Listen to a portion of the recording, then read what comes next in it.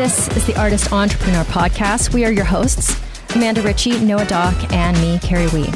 We're three artists brought together by the love of circus and dance. Amanda from the world of Cirque du Soleil as an aerial soloist. Noah, our academic, and me from the commercial dance world.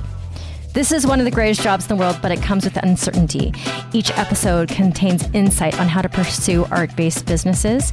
We'll have a variety of guests and have lively weekly Discord. Tune in every week to hear our perspectives on the minefield that is the artist's way of life.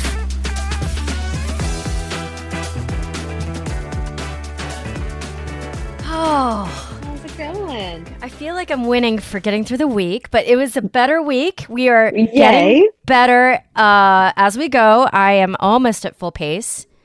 Woohoo! Yeah, tell me, update me, give me all the things. I missed last week, so fill me in. I know.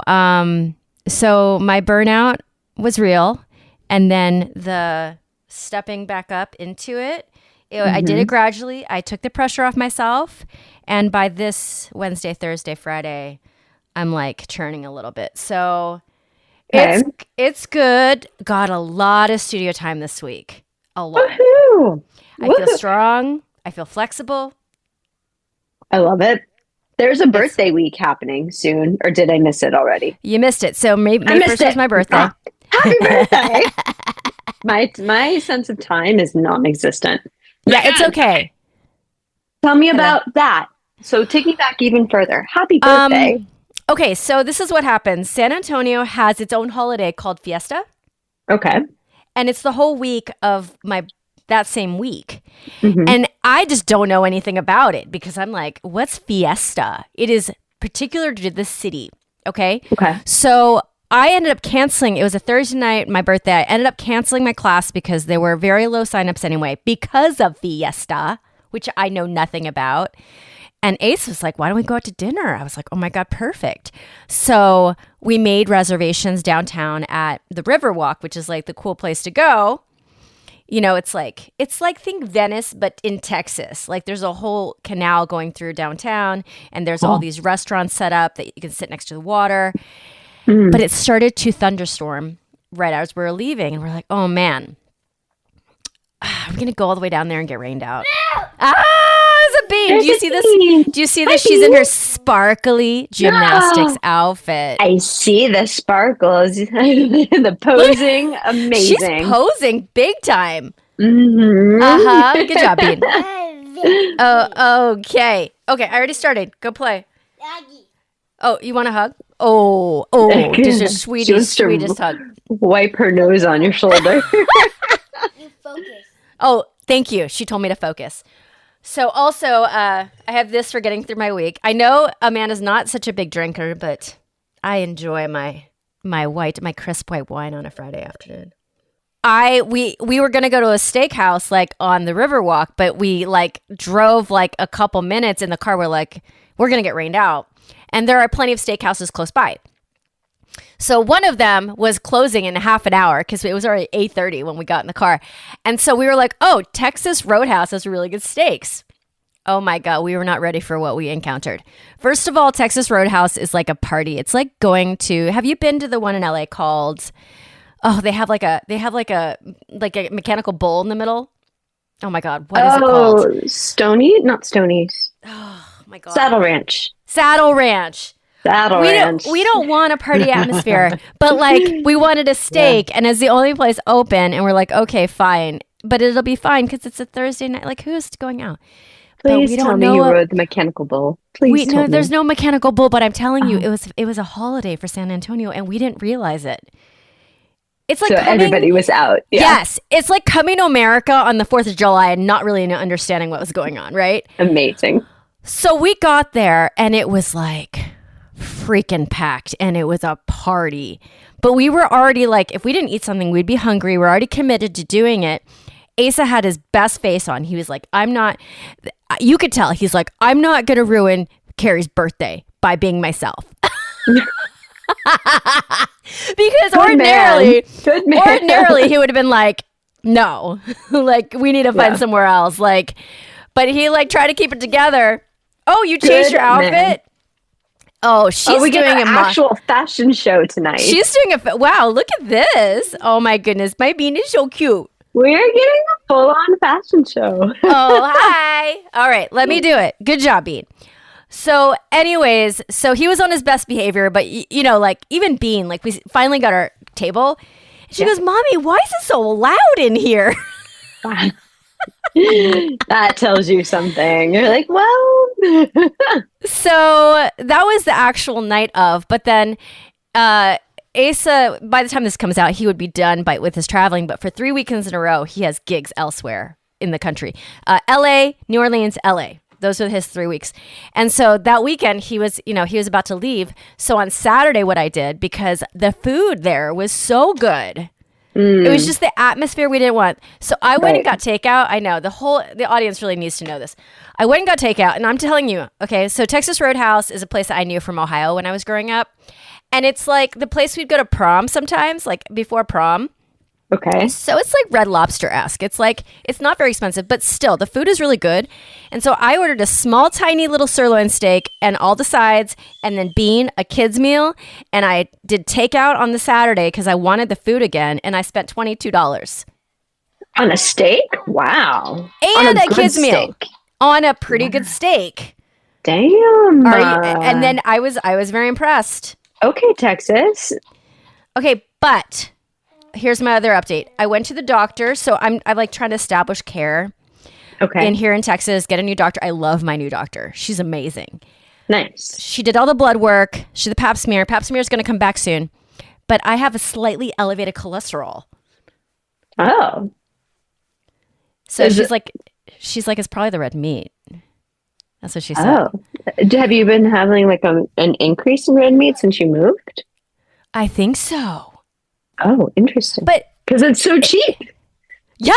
And it's good. It's like really good. It's like, I mean, not to be morbid, but it's like out in the back, yard, getting in the pasture. You know what I'm saying?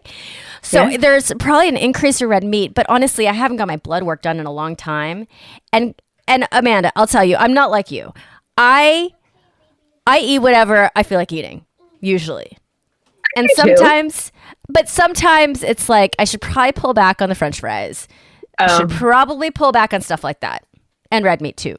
So anyways, here's to 48. I have 48. Slightly high cholesterol. But listen, I need to like just make a couple lifestyle, pull it back a little.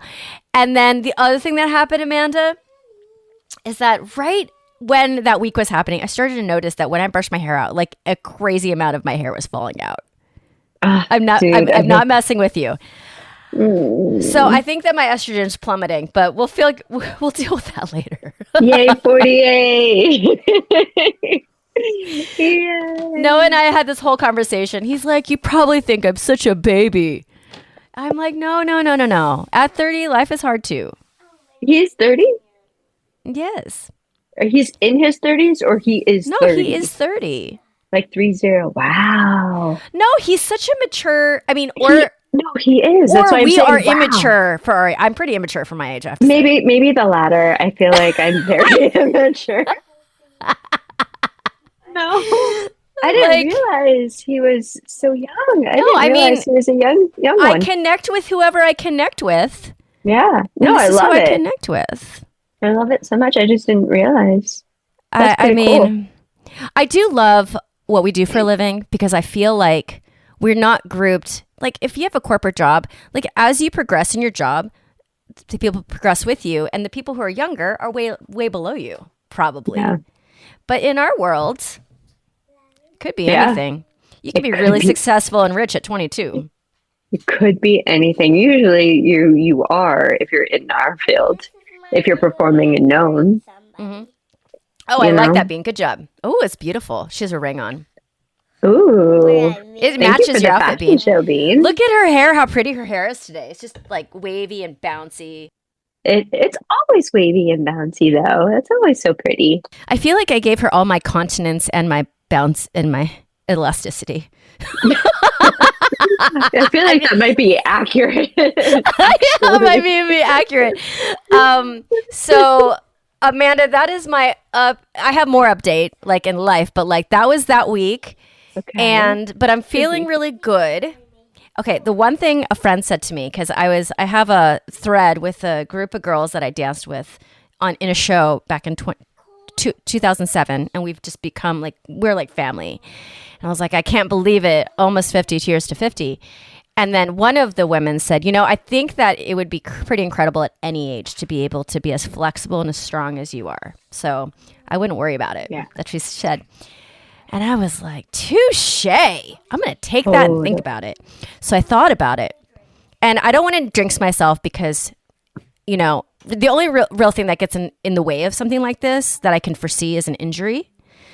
But so I was like, you know what? I want to be as strong as flexible as I ever have been. That's awesome. That's going to be my new goal. I mean, yeah, we'll see how life goes. Like injuries always have a way of sneaking up and really, really putting a wrench in things. Yeah. But it's not like I'm doing anything crazy right now. Like I'm very like the progressions that I'm doing in my own training. Like, it's like you're not in your performance career anymore. The pressure is off.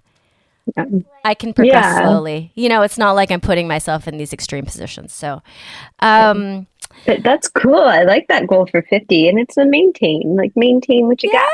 I love that. That's amazing. Yeah. Just tweak my diet a little. Maybe those cows want to be happier and alive. So, I mean, I don't think they're going to be alive regardless. Somebody else will eat them. That is for sure.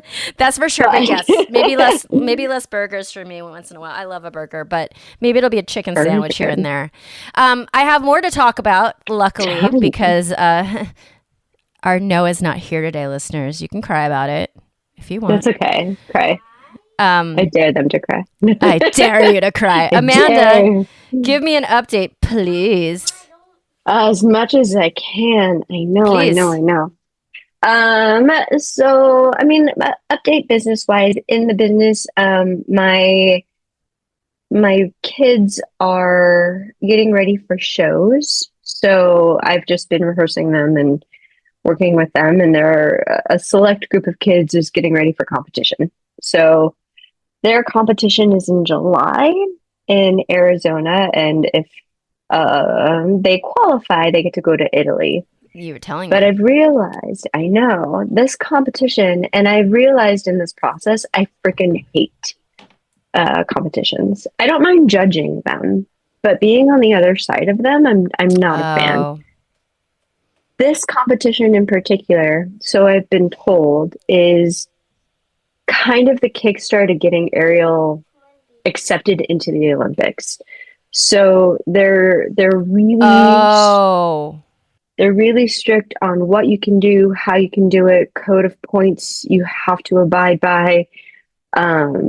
Like you have to have an exact amount length of music. You have to have like 30 seconds on the floor. You have to incorporate strength, balance, flexibility, and dynamic. It's so rigid to the point where I'm like, it lost its flair for me. It lost the fun, and it takes the joy out of it for me a little bit.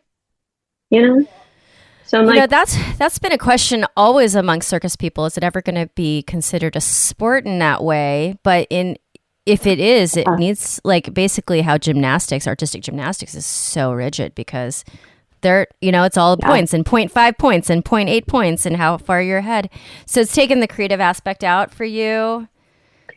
A lot, like to the point where I'm like, okay, I know that I don't want to ever be an Olympic coach, and that's not my trajectory. I would not be happy doing that. Not to say that I'm like, oh my God, I'm so good to be an Olympic coach, but well, for sure, if our sport went to the Olympics, it was accepted to the Olympics, like I think you'd be very qualified, and I'd hope to be the same, to be a coach. But yes, it's not a creative thing anymore, it seems like.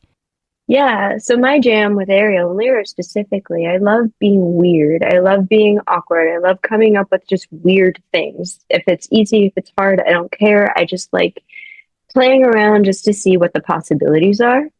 And this whole way of competing and approaching aerial takes that away, and I hate it.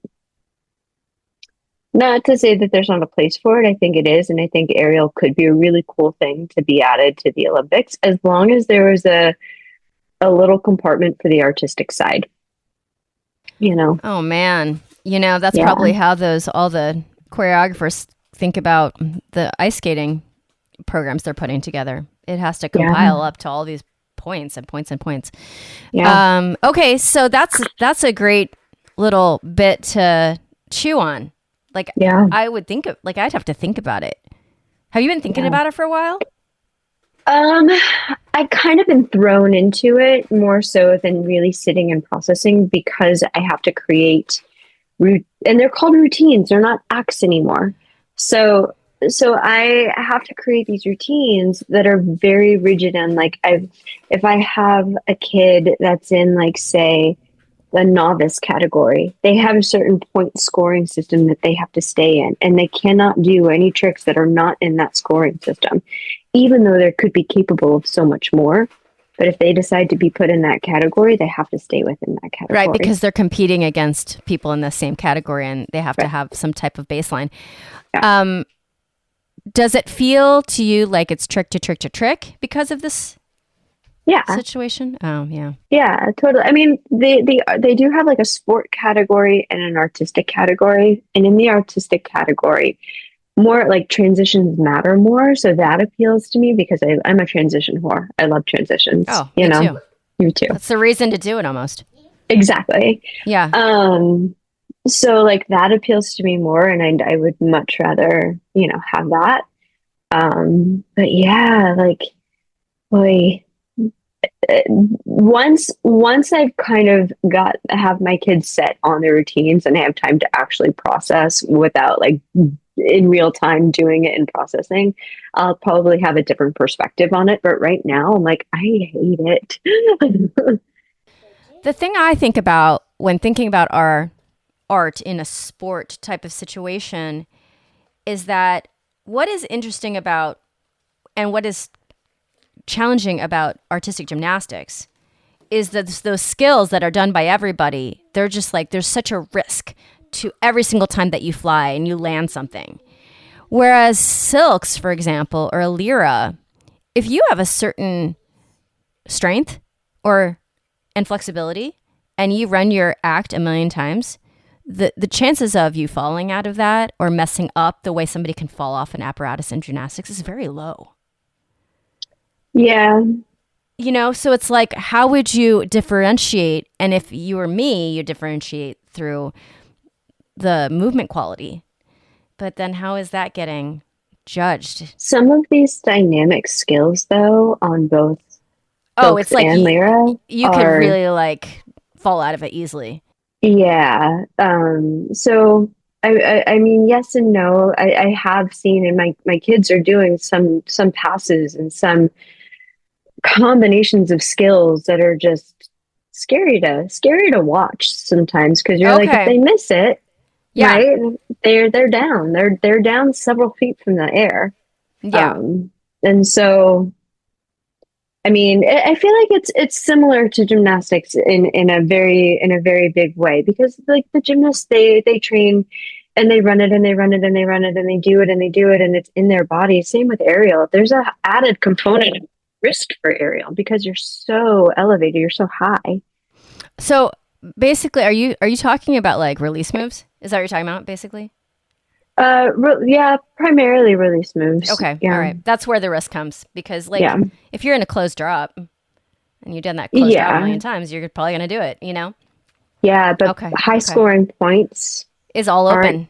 It's all open. Oh, it's all dynamic. It's all release. It's all dislocates, inlocates, punch forwards. It's all. I see. So this is basically the vocabulary stuff that I never touch. Yeah. But it's not just those, it's the combination of those skills in one piece sequence. Of dynamic flow.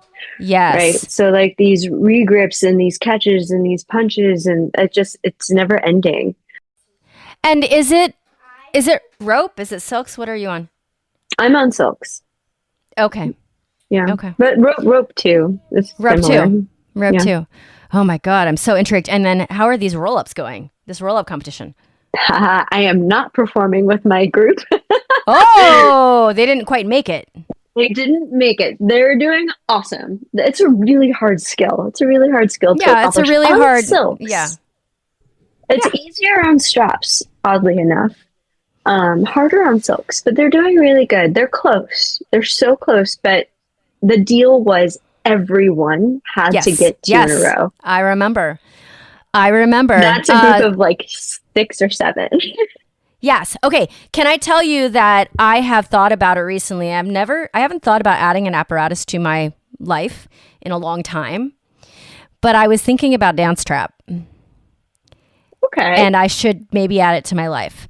Because it lends itself so well to the way I like to move. Mm. And my studio happens to have plenty of them. Gotcha. So I don't know. Do you ever touch that, Guy? Dance trap was one of my very, very first apparatuses. Was it? Yeah. Well, hoop was my main. Hoop was my very first, and that was my main. But then I got into dance trapeze. That was one of my audition materials that I sent in for Cirque before I got Cirque was dance trapeze. Yeah. So the video that I sent in to apply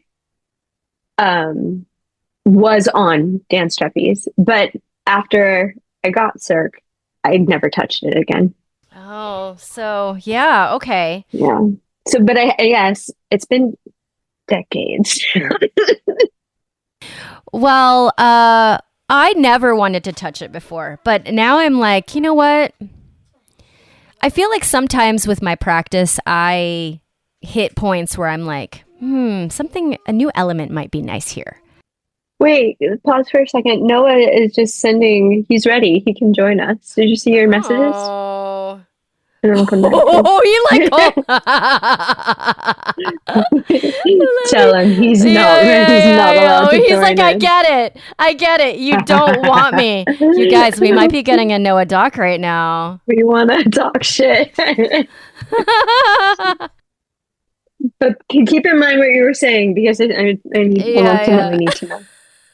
Emailed you. Oh my God. I get it. You guys don't want me. You guys should see this text. I get it. You guys just want to talk crap about me while I'm not there.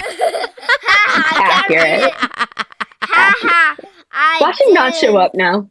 I know. No, I mean, I assumed he was working at the bar because he said the week before that he didn't know his hours yet. Oh. Dun, dun, dun. Dun, dun, dun. No, I didn't see it. And Amanda's like, did you see Noah's text? I get it. You guys just want to talk shit while I'm not there. No, I thought you were working at the bar. Yeah. I thought you were working at the bar. Whatever you want to say. What kind of shoot is this that you were on? Yeah, where are you, Noah? Where are you coming from? I'm about a week. Oh no! Please tell. Yeah, spill the beans. No, I had an interesting week. I can't say. Well, I've just been working a lot this week. I'm very tired. I'm exhausted. Wow, look at this. Wow, that hair. That's some hair. Crazy. That's like a porcupine, but soft. Yeah. Wait, did she say the word porcupine? Yeah. What? No, was that accidental? Fill me in. What's happening? No, now we can't. Tell me. I think that was accidental. No. We left an Easter egg for you in one of the episodes, and if you said the code word, that meant you listened to it. But you didn't actually listen to it. That was an accident. It wasn't an accident. It was fully intentional. Why can I tell him? I have to make a new code word now. No. Wait, hold on. Amanda, did you actually listen to the episode? I didn't. I have to make a new code word now. Wait, no, but what's the chances that she would use that word randomly in the hour we're talking? I don't know. Well, I don't know, but that was wild, actually. That was crazy. So Noah was like, Amanda, if you're hearing this right now, the code word is porcupine. Amazing. You just I so said happen that. to look like one. And I just so happen to look like one. Now I have to make a new code word, and I'm gonna test it next time. You know what? See if we can You get saved 2 in a yourself, row. Noah, because we Yes, did please. not start talking crap about you yet. We were almost there. We're getting to it. We're close. Yeah, I get it. Okay, you're fired, Noah. Thank you, Bean. I know. Trust Thank you, me. fired. I know. Thank you, fired. Amanda's only been fired once, but I get fired every week. You do get fired every week. It really helps keep things into perspective. Do better. Do better, dude. Do better. Did you hear that? Getting fired every week. Yeah, do better. I'll try, Bean. Better. I'll try. In my defense, Bean, Yeah. I wasn't supposed to be here at all today. The fact that I showed up But it's a short dress. is amazing. Short dress. Okay, go. What did I miss? Bean was firing Noah, All right. Well, this is to be expected. and she told Okay. him to do better. Yeah, she told me to do better, which nothing says failure like being 30 and having a child tell you to do better. She's just channeling her father because her papa likes to say, "Do better." That's amazing. Hey! Give us your update. Okay, what's my update? My update is that I had a long week. I worked every day, sometimes multiple jobs. Got cast in a reality show. What? I was in a reality show all week. What? That's exciting. Wait, what kind of reality show is this? I can probably say this, but I was on a dating show. Oh. Listen, I have one important question. Were the people hottie patatis? Were there super hot, hottie? There were The some people. super hot people involved. Okay, It's now LA. listen. I think I know which way you swing, but that could change from day to day. So, like, what were your thoughts? I'm straight. I sway one way. You only sway one way at all times. Is this correct? I only sway one way at all times. That is correct. Okay, got That it. should be a song. I only sway one way. We should ask AI to write us a song called "I Only Swing One Way." No, there were some attractive people. Listen, I only sway one way, but there were some attractive people. People with a lot more abs than I have. Listen, girls too. But can I tell you that, like, when I go to a place and see hot girls, I'm totally straight. But like, the first thing I'll be like is, freaking hot girls. Like, Yeah, I you can really beauty. appreciate. Yeah. Listen, You know what I'm saying? we can all be realistic and appreciate what we're looking at. Like, if you're not into something, but you see something that looks good, we all know. It's like a human 100%. specimen. You know what I'm saying? Like, wow. Yes. Like you won the lottery on looks. Congratulations. Nobody looks at Hugh Jackman and goes, I don't think so. Everyone's like, no, that dude is fucking ripped. He is a good looking man. It depends on which Hugh Jackman era, I guess. I guess so. Wolverine, yes. Wolverine is a good looking man. Yes, there you go. That's better. That makes more sense to me. You know who else I saw this week? I saw the movie Sinners, and you get Michael B. Jordan 2 times because he's a twin in the movie, and that man Ooh. Yeah, he's some eye candy. There's some eye candy Good-looking happening dude. there. Yeah, There's some he is a good-looking good-looking people. man. So was it distracting or was it helpful? I mean, it was a show. Like it's only a week. Is it only a week, or are you still in it? Did you get paid? Did I get paid? Yes, I got paid. Okay, that's all really I care about. No, I don't think I would. it's very hard for me to justify doing a project that isn't my own for no And pay. not get paid. Was it worth the pay? I don't know. I mean, it wasn't bad pay by any means. I don't think. Did the hours equal the pay? Yeah. Okay.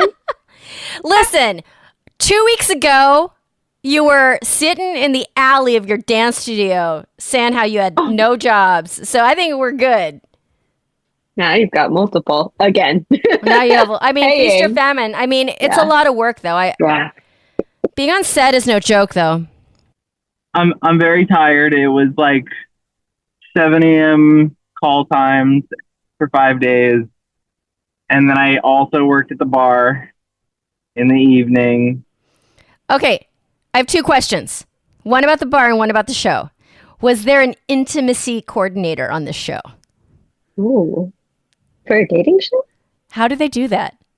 That's a good question. I don't know if I'm able to say that, but no, there was not. Just for you, Okay, no, there was not. Yeah, I mean, I assume that reality is kind of like, you know, whatever happens, happens. But like, okay, and for the bar, now that you're past your first day, are you serving drinks yet? Or are you still training only?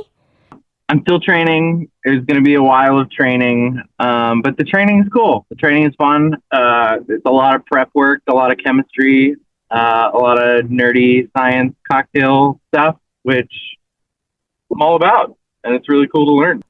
Did anybody of not the female persuasion try to get you to go the other way? I love that you're still on the sway pole. Carrie's on the sway pole right now. No, I'm not. I know you're not going that way. I'm just wondering if somebody's trying to talk you into I it. feel like I could answer that because that's not what the show was. No, but like, you know what I'm saying? Like this whole like gender thing is very like, it's not what it used to be in the world. Like it's obvious that people are like non-binary. So like, Yeah. Here's what I'll say. It was a reality show. It was about dating. Think The Bachelor, Bachelorette sort of thing. It was a really interesting experience. You know, I've always had friends be like, "You should go on a reality show. You should go on a dating show. That would be really fun." And so I've always been like sort of curious about what it would be like. And did it derail all your other work, or was it just like it was just crazy to get all of it done? it didn't derail because, you know, entertainment, hurry up and wait. Right, So you had time. You had time sitting with your phone. Yeah, there was downtime, so I was doing other things. Yeah, no, it was cool. It was fun. So Noah, we were just talking about the idea of aerial potentially becoming an Olympic sport. That was what we were talking about right before you got here. Right before the text started coming in. Hey, I just got out of the thing. Wait, missed call. I get it. You guys hate me. Yeah, to Where all are our you? listeners, they actively kept me away from this call because they were talking shit. Listen. They know the What truth. happens when I record is I turn my phone up and notifications. I figured. You But, just gotta always send the link to both of us, no matter what. No, okay, I will. Yeah, Because that's I fair. was figuring that like Might get surprise guess that way. no, Yeah. you're right. I should just send it to you guys no matter what, because like I assumed you'd be like in the back of a bar, like making a clarified time like Rosemary situation. That's what I was thinking. But no, that's not it at all. Wouldn't that be funny though if I dropped in for like 3 minutes, just like in the back of a bar? Bye. This is the life. This is the life. Okay, bye. But no, you'll be happy to learn that I think I might have climbed out of my burnout. That's good.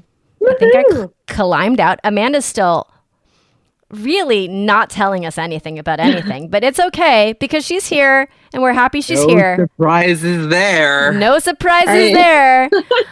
Here And here I am signing an NDA and on a reality show, and I'm What the still sharing heck? at least a little bit. With the head tilt, I got the whole thing. If only listeners could see the attitude from the body language. Attitude I'm getting from Noah. coming out. Whoa. It's because I've been on a reality TV show. You know what? You would do well on a reality TV show. I feel like you're very like you're made for TV in a way because you could turn it on. I'm not saying you're like that all the time, but yeah, we're now giving jazz hands. I think that was like my friends who have told me to go on a reality show is like consensus is like I can turn it on and I could be the life of the party or I could be dramatic or whatever, and then I could turn it off. And I will say something that I learned this week. I got to watch some people who are, in my opinion, like pros at this reality TV thing. Oh, tell me, what are those characteristics? Yeah, what constitutes somebody a pro? They're characters. Who they are on camera versus who they are off camera it's a fascinating thing, and it's really amazing, and it's really interesting. And there are people who like this is what they want to do, and this is what they do, and the characters they are it's amazing. I was really impressed by some people. So when they're sitting back, like in catering, and they're not on camera, they're completely different people. I'm not going to say completely different people. It varies, from person to person. But it's acting. There's no great secret that reality TV is not reality, right? Yeah. Totally. There's no great secret there. Yeah. There's things are designed, things are directed, things are portrayed, characters are made, and things like that. And it's really interesting to watch it, and to be able to experience it was I think a very unique thing. I was talking to somebody about how great it would be to do a documentary about about the making of a reality TV show. Isn't there one already? I don't know. Don't ask me the name of it, but there is a show about the behind the scenes of a reality show. I would if you figure out what the name of it is, please send it. Or if listeners chime in somehow, some way. If our listeners know what show Amanda's talking about, I would. It's a really interesting perspective and world that I really didn't know much about until this week. But Ariel in the Olympics, what's your opinion? I mean, basically, Amanda was saying that it was burning her out because creating these acts for these kids. I mean, I've spent a lot of time in the studio today, and it's just so different, like being in a retail environment like I am compared to what you're in, Amanda. Noah, how are your kids? Are your kids like casual? My kids are pretty casual. Okay. But they do like competitions and things like that, but they're pretty casual. They take acro as, I'm not gonna say recreation, but as a addition to their dance to like be able to do those things if a choreographer asks for it. Some of them have insane potential for sure. Like I would love to see some of them become real, dancers and go to college for it and try the professional world for sure. I mean, Amanda, what do you think about these kids? Your kids are how old? These kids in your program? My competition kids? Yeah. Are 14 through 16. What do you think about the rigor at that age? Oh my God. Amazing. I wish I had them. I wish I had that again. Do you think they're going to burn out though? I guess is my question. Kind of hard for me to say because I know some of my kids listen to this podcast. They do? Do we need to stop cursing? No, that's okay. They kind of know what we better fucking not.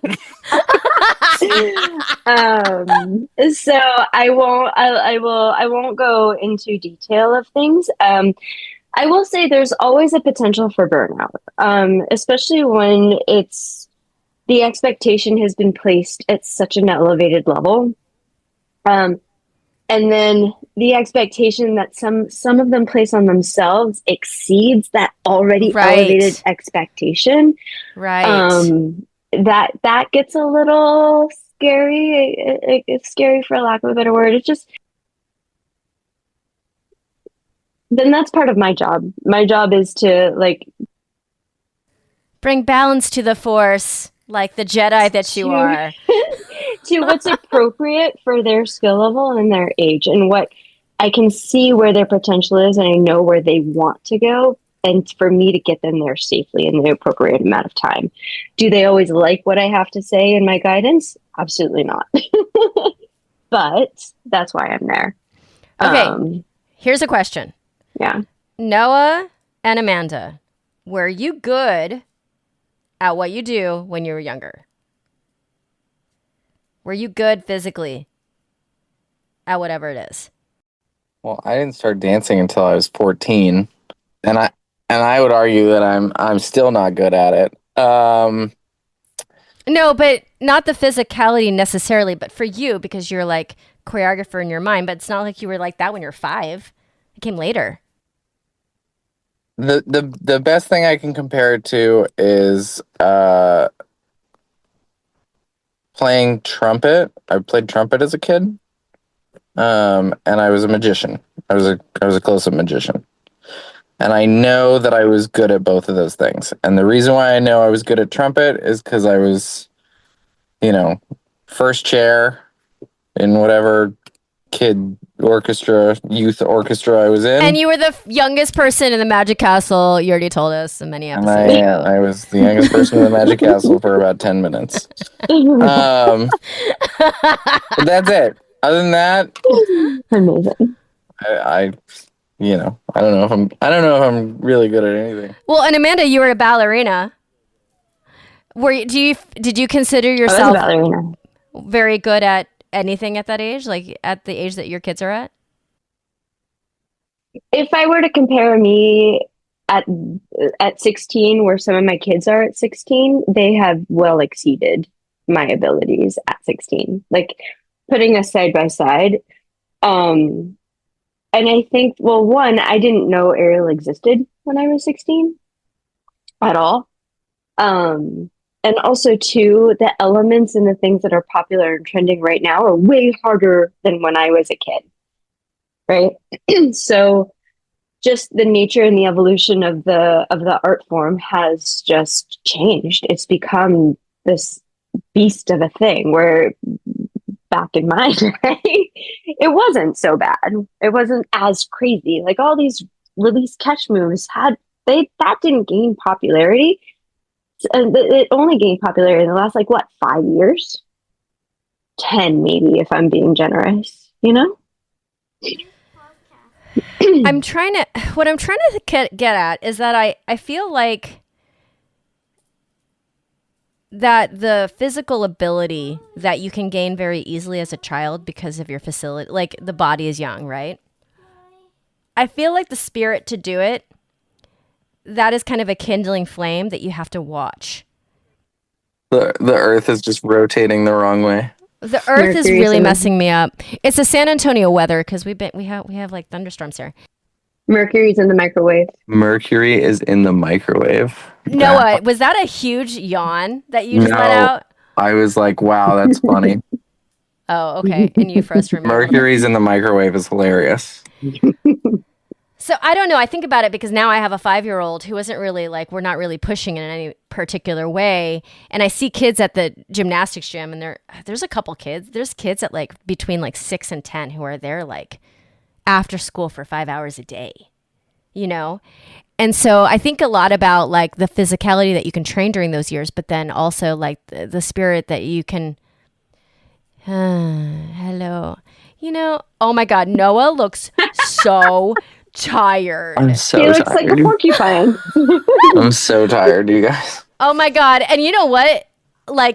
That's crazy because Amanda, the fact that she yanked that word out of the sky. And that's your code word.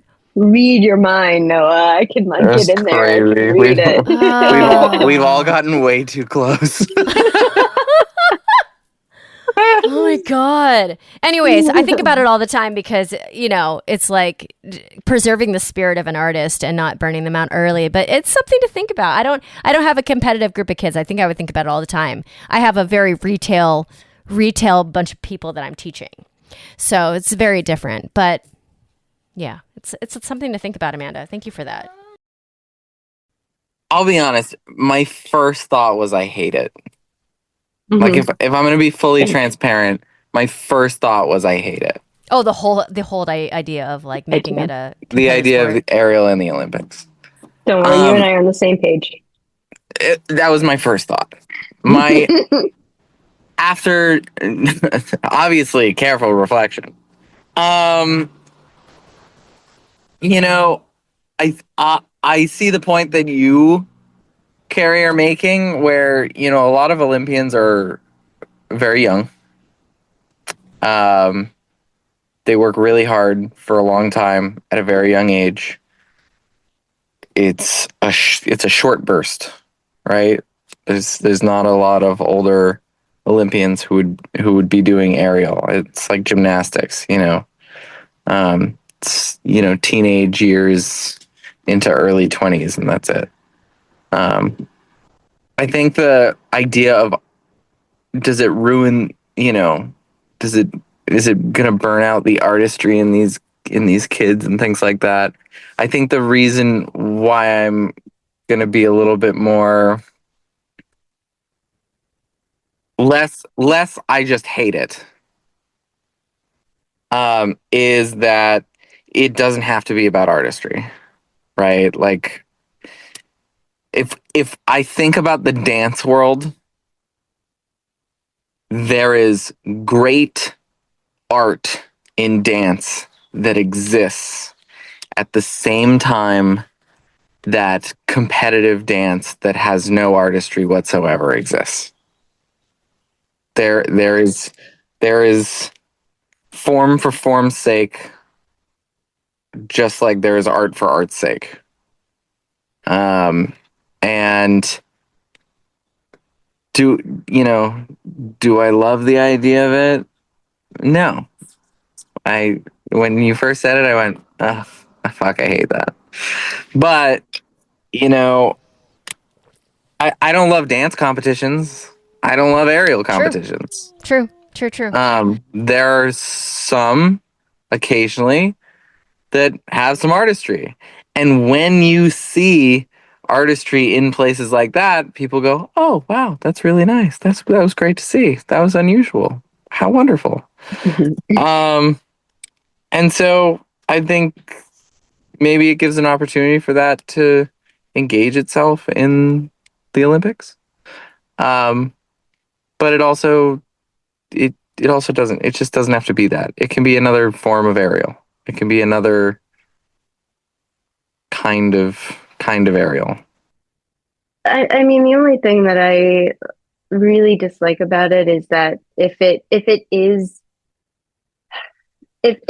aerial goes into the Olympics and it takes away the artistry and it's just a sport,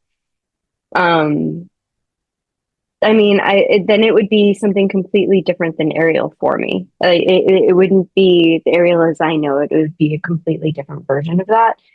I would appreciate it. I just don't want to be involved in it. I wouldn't want to coach it. I wouldn't want to Oh my God, be Amanda. a part of it. I would go completely the opposite direction, and I would try to make as much money as possible, as humanly possible. To be an Olympic coach. I would be like, here's my soul. You can take it. Give me the money. I mean, listen, if I was approached, I say that now, but I haven't tried yet. If I was approached, say Ariel was in the Olympics, this next Summer Olympics that came around, and they were like, I was scouted out, I was headhunted, and they were like, Amanda, we want you to be one of the coaches for the USA team. Here is your salary for the year, and it was over a certain price. I would not say no. I would sell out. I would not say no. Listen, right? it's not a sellout. It's not a It is, sellout. kinda. No. I hear that. Like I don't love dance. I don't love dance conventions and competitions, but I choreograph a dance competition piece every once in a while when somebody asks me to do it. And usually when I do it, I don't choreograph a stereotypical competition dance piece. I put some artistry in it. It comes out a little bit different. And I've said to my students before, I don't care how you place.